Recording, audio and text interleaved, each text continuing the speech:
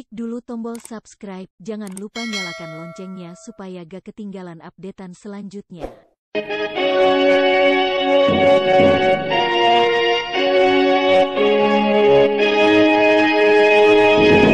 PT Supra Perpindo Pharma bersama Sanggar Cerita mempersembahkan serial Sandiwara Radio Mantra Naga Bumi.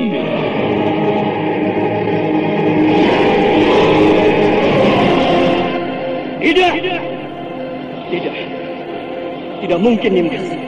Kau tidak mungkin. Kenapa semuanya bisa jadi begini? Tidak.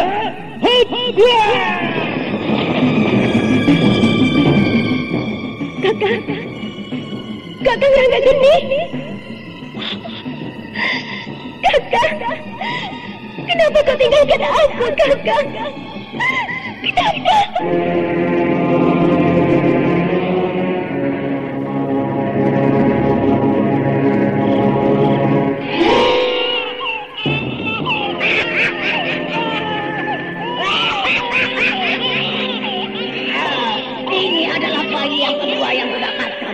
Tinggal satu langkah, dan setelah itu semuanya akan berakhir.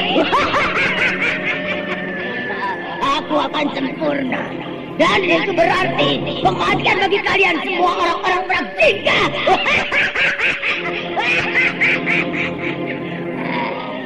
Darah-darah kalian akan kupersembahkan untuk dewa kegelapan. Kalian akan kuhancurkan.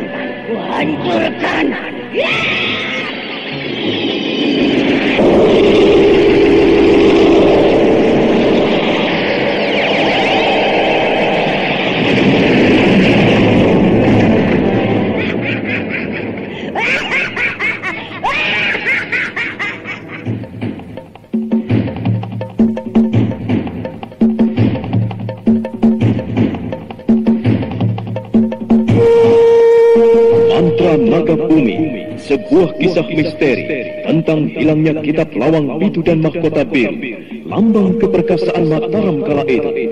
Penuh ketegangan, dendam, dan keserakahan, diseling dengan kisah romantis yang mengharukan.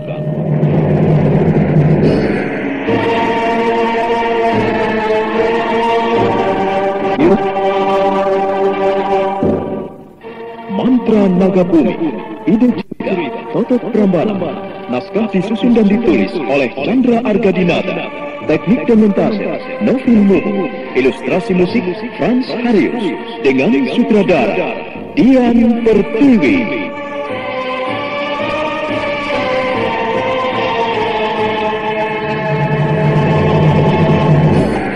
Mantra Naga Bumi kali ini menampilkan episode ke-31 dengan judul Sepasang Pedang Pembunuh.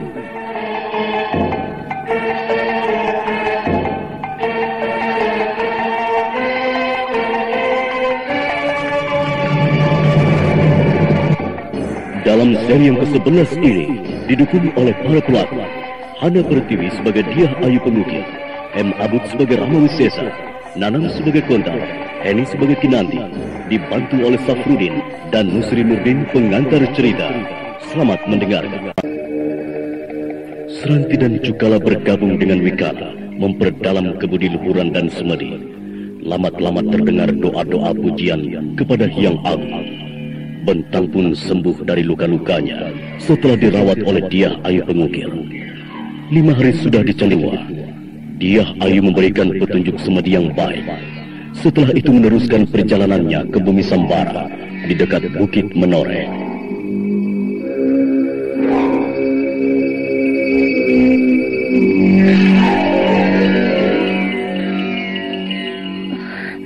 Aku terus saja ke arah barat sana. Menurut Resi Wanabaya, di sanalah sesuatu yang indah akan kutemukan. Semoga Hyang Agung berkenan memberikan petunjuknya kepadaku.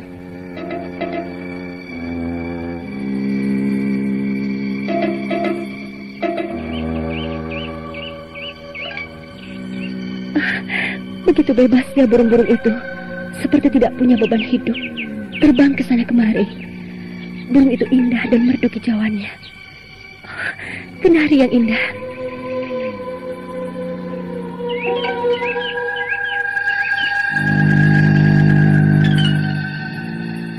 Dia Ayu Pengukir sambil mengagumi keindahan alam terus melangkah ke arah barat.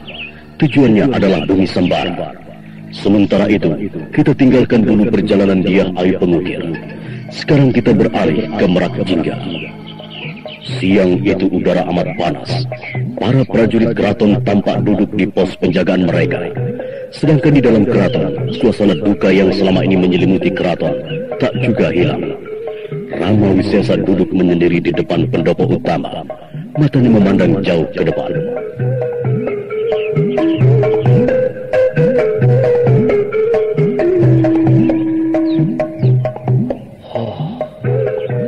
Apa yang harus kulakukan sekarang? Agaknya semua penghuni keraton ini berada di dalam kedukaan. Semuanya seperti diselubungi oleh kabut kekecewaan. Aku mengerti bahwasanya mereka kecewa dengan hilangnya Ranggageni dan juga menyesali atas kepergian Dia Ayu Pengukir. Kini tak ada lagi pemilik sah keraton ini yang tinggal di sini. Rakai Galuh sudah pergi lebih dulu. Lalu Rakai Langit atau Ranggageni. Kemudian putri Dia Ayu Pengukir serta Gusti Ratu. Yang tinggal di sini hanyalah aku dan orang-orang kelompok tongkat emas. Apakah aku harus pergi juga dan meninggalkan tahta ini pada orang-orang tongkat emas?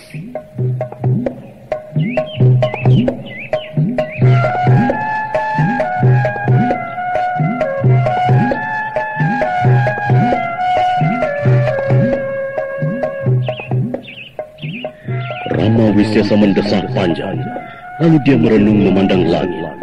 Hatinya mulai diserang keraguan dan kebimbangan. Perlahan dia bangkit, lalu menuju ke halaman pendopo.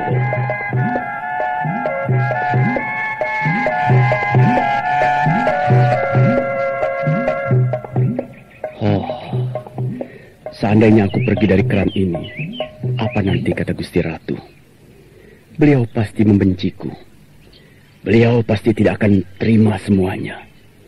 Beliau pasti minta pertanggungan jawabanku.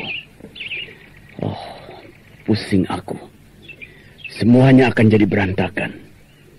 Tapi kalau aku tetap tinggal di sini, aku merasakan sesuatu yang lain. Aku yakin di keraton ini akan terjadi sesuatu. Burung-burung, kalian begitu bebas berterbangan. Kalian tidak mengenal suka dan duka.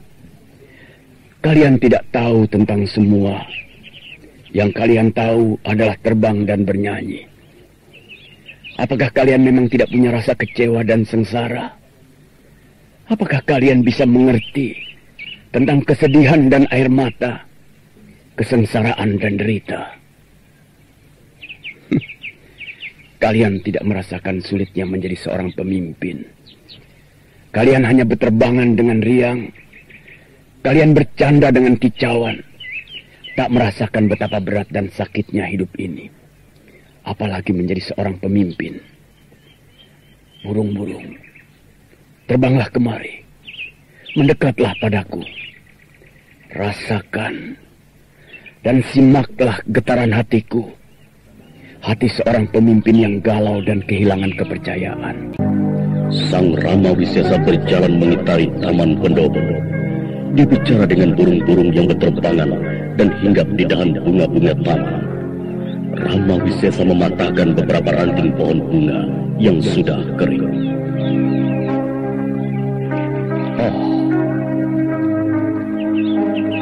Hidup seperti keanehan. Seperti ranting ini. Dari muda menjadi tua, lalu mengering dan mati. Hidup ini penuh dengan keganjilan-keganjilan. Dulu aku terbuang dari Mataram. Aku terbuang karena ulah keluargaku. Lalu menjadi penguasa di Karanggombak. Kemudian peperangan membawa aku kemari. Ke Merak Jingga yang dulu menjadi musuhku. Menjadi tempat tumpahan kebencianku. Betapa anehnya hidup ini. Dewata dengan segala kuasanya mengubah hidup ini. Seperti membalikan telapak tangan. Sungguh sesuatu yang janggal. Sukar dipercaya. dan diterima oleh akal. Namun aku tidak kuasa menolaknya, tak bisa menyangkalnya. Burung-burung, seharusnya kau bisa merasakan semuanya.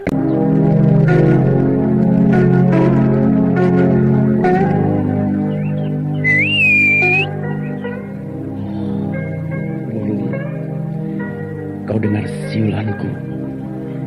Mungkin tidak semerdu suaramu, tapi hanya itulah yang bisa aku lantunkan. Hatiku gundah gulana, jiwaku risau tidak menentu, karena aku memang tidak tahu apa yang harus aku lakukan.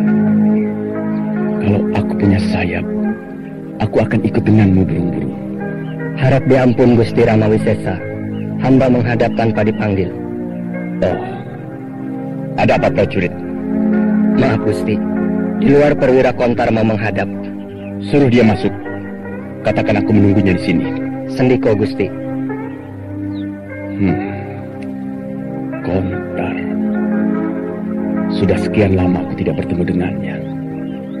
Sekarang dia sudah kembali dari tugas. Semoga saja dia bisa membawa hasil.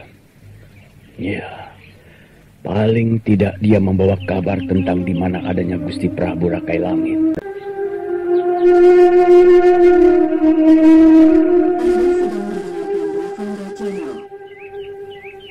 Salam sejahtera Paman Wisesa. Saya menghadap. Salam sejahtera Kakang. Kalian berdua rupanya yang datang. Ada apa ini?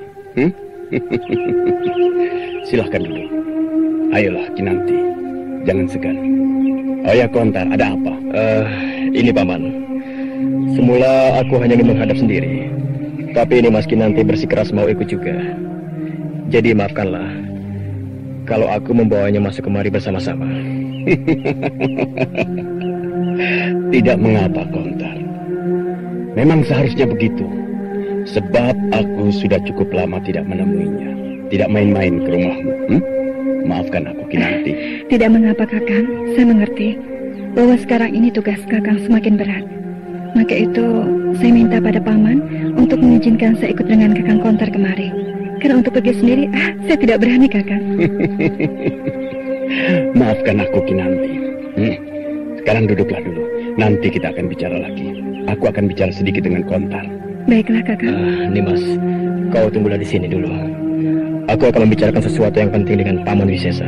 Atau kalau kau mau berjalan-jalanlah dulu di taman ini Kinanti. Nanti kalau sudah selesai pembicaraan kami, aku akan menyusulmu.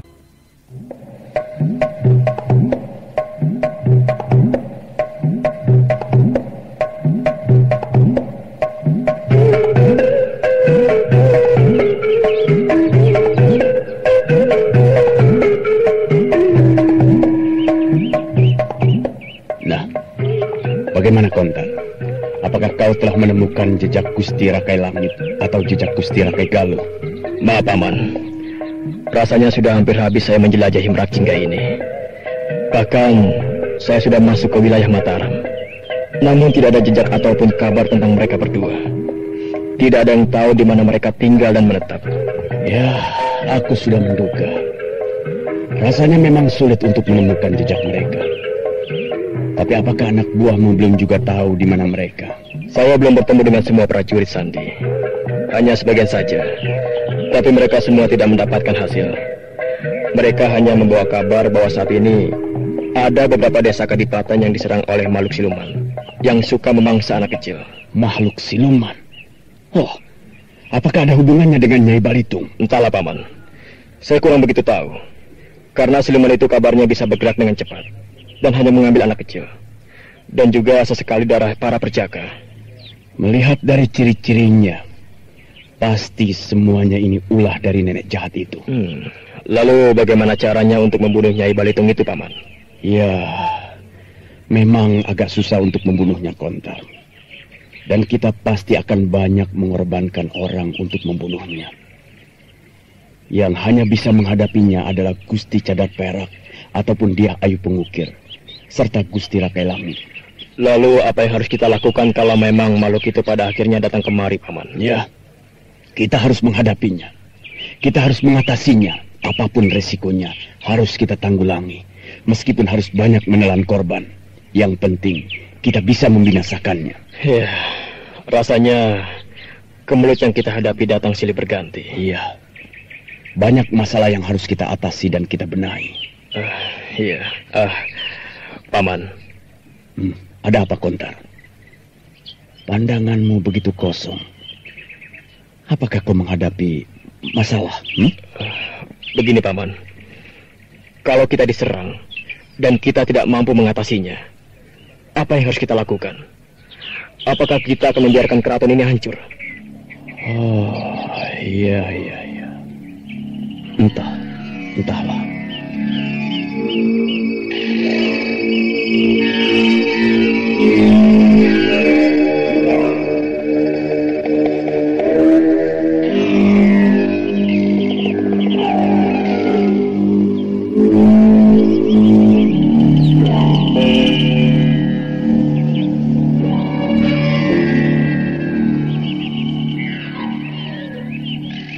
Rama Wisesa mendesah panjang, lalu dia melemparkan pandangannya jauh keluar keraton.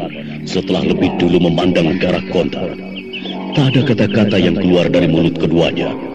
Mereka membisu, hanya dada mereka yang bergemuruh. Berbagai bayangan timbul di benak mereka masing-masing. Itu memang suatu ketakutan, dan kita harus mencari jalan untuk mengatasinya. Gusti Ratu telah memberikan tanggung jawab yang besar pada kita semua. Kita harus menjaga keraton ini, jangan sampai dirusak apalagi dikuasai oleh orang lain. Iya, Paman. Saya juga tidak mau kalau keraton ini dikuasai oleh orang lain. Jadi pada dasarnya, kita akan mempertahankan keraton ini sampai darah yang penghabisan. Oh ya, Kontar, kau harus mengirim orang-orangmu untuk menyelidiki siapa sebenarnya yang membuat kerusuhan itu, dan siapa sebenarnya makhluk siluman itu. Karena dia Nyai Balitung, maka kita harus mempersiapkan pertahanan dari sejak sekarang.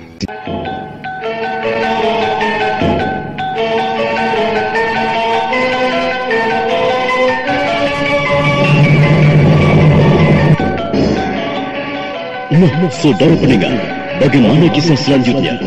Apakah benar para penculik bayi itu Nyai Balitung? Lalu apa yang akan terjadi terhadap Merak Jingga?